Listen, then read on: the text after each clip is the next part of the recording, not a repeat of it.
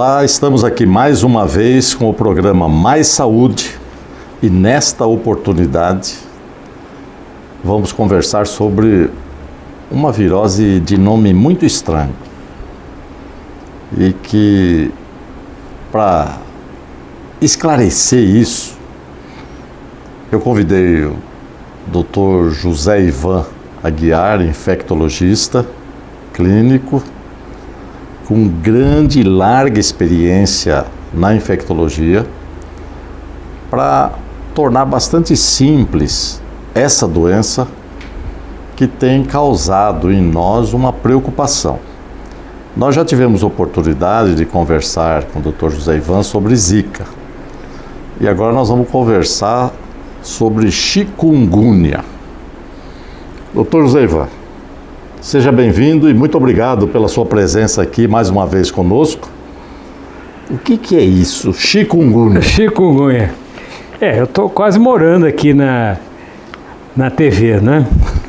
Mas é uma satisfação voltar a estar novamente com vocês e com essa plateia maravilhosa. Chikungunya é um nome realmente complicado, mas que traduzido significa mais ou menos o seguinte, que é aquela pessoa que tem tanta dor articular que ela se dobra de dor. Então, se contorce de dor, tá certo? É um pouquinho diferente do dengue, que o dengue é aquele indivíduo que tem a dor articular, mas ele tem um molejo mais ou menos de dengoso. Esse não, o chikungunya ele se dobra de dor, ele se extasia, ele para da dor articular.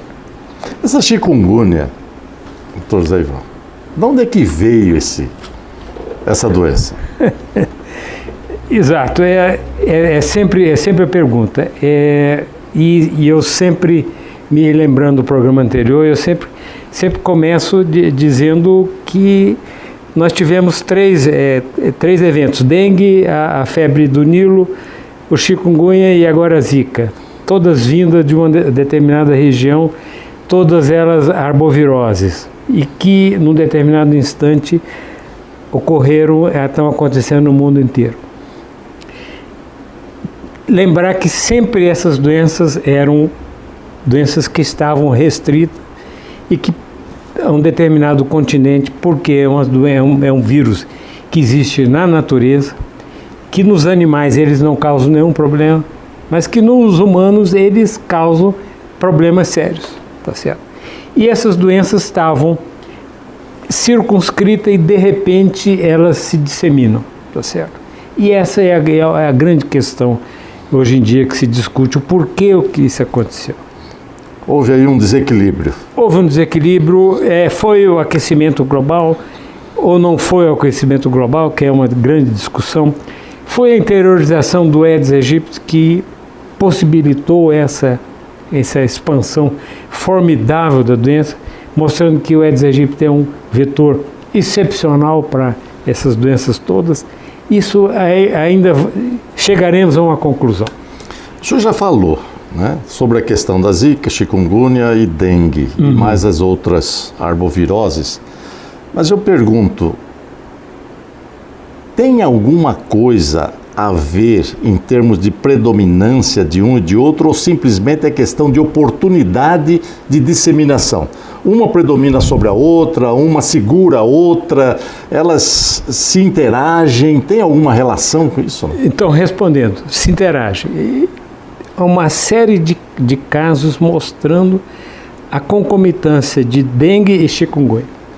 Inclusive casos com hemorragias, que até então não estavam descritos no chikungunya e que foram vistos, casos esses letais. A gente tem que lembrar que o dengue, voltando um pouquinho, ele tem 4 sorotipos. Nós aqui em Campo Grande já vivemos pelo menos os 3 sorotipos e o 4º sorotipo, ele está entrando com uma certa lentidão, ou a imunidade que os outros tipos deixaram está favorecendo que não tenhamos um quadro tão grave de dengue como tivemos em 2008, 2009. Pode ser isso, mas poderemos ter um surto explosivo do tipo 4. É lógico que aquelas gerações que estão nascendo, as pessoas que estão chegando para cá, vão ter os outros tipos, 1, 2, 3. Mas que existe interação, existe principalmente, sabidamente, entre dengue e chikungunya. A chikungunya, Dr. Zeivan, causa plaquetopenia, ou seja, queda da plaqueta, também à semelhança da dengue, não? Causa, mas muito mais discreta. Ela não chega a ser um problema tão grave como a gente vê no dengue, tá certo? Ela diminui a plaqueta, mas não é aquela coisa. E interessante é que, num determinado momento do surto, se acreditava que chikungunya era uma doença autolimitada, tá certo? E com o passar do tempo, e com o número de casos cada vez maiores, começaram a surgir essas formas mais diferenciadas. E aí tem também alguma explicação. É o vírus. O fato dele ser um vírus RNA, tá certo? Ele necessita o quê? Da transcriptase reversa para se multiplicar. E há a possibilidade de formas diferentes desse vírus, ou seja, mutantes desse vírus, surgir no próprio processo de replicação viral.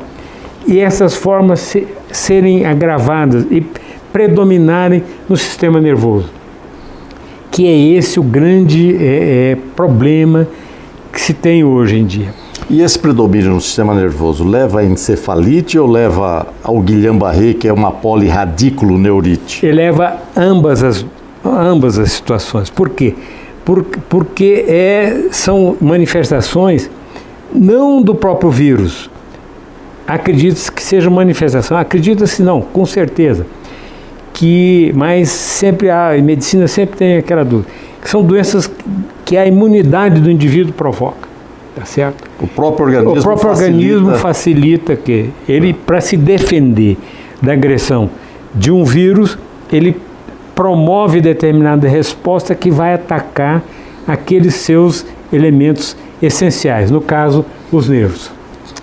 Entendo. O Dr. Zeivan está comentando sobre a questão, inclusive, da possibilidade desse vírus, diante da sua queda, comprometer o encéfalo, daí a encefalite, e os nervos periféricos, que são os sensores que nós temos e que também determinam o funcionamento da nossa musculatura e dos órgãos. Nós estamos chegando ao fim deste bloco e vamos continuar com o Dr. José Ivan no próximo bloco. Não saia daí.